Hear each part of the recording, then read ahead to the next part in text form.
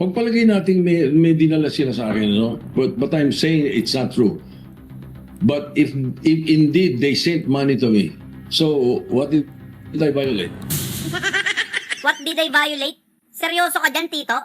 Sabi niya, pagpalagay natin may dinala sila sa akin, pero hindi ko naman sinasabing totoo. Ngunit kung totoo mang nagpadala sila ng pera sa akin, anong batas ang nilabag ko? Tumanda ka na dyan sa Senado, hindi mo alam yung batas na nilabag mo? Makinig ka, papaliwanag ko sa'yo. May magnanakaw sa kanto. Tapos yung mga ninakaw, dinala sa'yo. Anong tawag mo doon, Tito? Huwag mong sabihin hindi mo alam yung batas na nilabag mo. Galing sa nakaw tapos tinanggap mo. Biruin mo, nakaw pa lang sa kanto yon, meron ng kaso. How much more na galing sa nakaw ng pera ng Pilipinas na para sa mga Pilipino? Nakaka-high blood ka, Tito.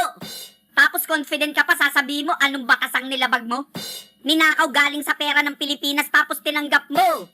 Pera yun ng Pilipinas, hindi yun sa'yo. Namo.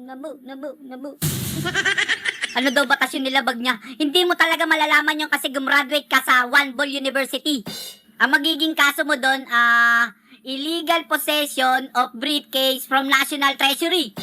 Or anti-fencing with extortion and bribery.